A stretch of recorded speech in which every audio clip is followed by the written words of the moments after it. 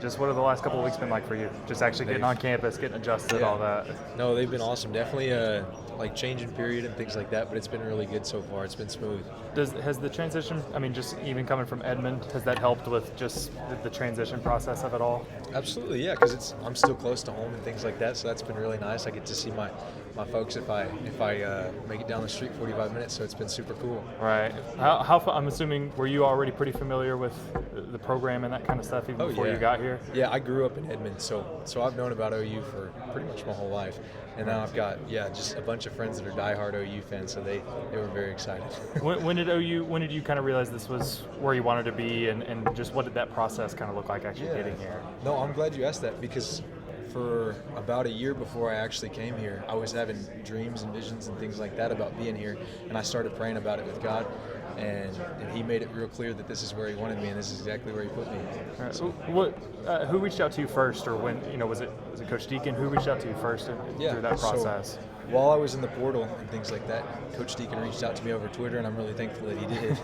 But that's how he got a hold of me. What was that initial conversation like with him? It was an interesting one. He started talking with me, and it was mostly just like, well, there's a couple things that have to happen for things to line up for you to be here, and they all happened, and it was right where I needed to be. I've heard from a few different people that the thing that stands out about him is his attention to detail, what he puts into special teams. Has that stood out to you? And absolutely, yeah, absolutely. He knows his stuff, and it's really cool learning from him, because like as a special teams player, I'm always trying to refine my craft, and he knows how to do it. So what is it about him specifically that's helpful in that attention to detail? That's a good question too. He's very, not only is he very attentive, but he knows how each person kind of thinks and works on the things that they do, and so he presents things differently to each of us, and it's very helpful. It feels like he doesn't want to change a lot, maybe, or he feels like he wants to just refine. Is that kind of what has stood out to you? Absolutely, because like one of the things that he says over and over is just like, I'm not here to change you, I'm just here to try and make you as good as you can possibly be. And so it's been a blessing. Yeah, how often do you hear that from a coach? That they're not looking to change it, they're just looking to, Yeah, I mean, I've been blessed that I haven't had very many coaches that are just like, we're going to completely change you, but it does not happen a ton, for sure. All right. When you jump into the portal, was Oklahoma, I mean, was that like a dream situation? What did you think was going to be the outreach from schools across the country?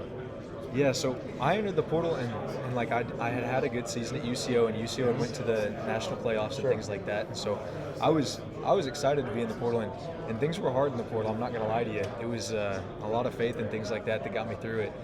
But OU was definitely like my dream school, and it was so cool when it all worked out. Is it, I don't want to say easy to make the transition, but for you, you're not having to really go up against anybody. Just make sure you catch the ball and punt the hell out of it. Is that the long or the short story?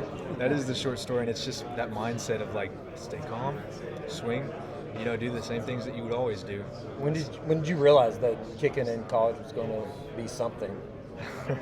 What's funny about that is I actually played college, and I played soccer in college first. So straight out of high school, I went to Lubbock, Texas. I played soccer at Lubbock Christian University there, and then God moved me to UCO, and now I'm here. So it was about October, November of my freshman year in college that I was like, I think that I might be supposed to play football. Did you miss it? Did you go to any Tech games, or no? Did you miss football on Saturdays? Yeah, I missed football. I went to the Bedlam game here in 2022, and then I also went to a Texas Tech game back in Lubbock while I was there, and I was like, man, this is something that I kind of miss, and I was like, man, maybe I ought to start thinking about this. Started praying about it, and it just worked out well. Throw any batteries while you're at Tech in the stands up there? I had a beer can thrown at me the last time. Seriously? Yeah. Holy it's kind of cool.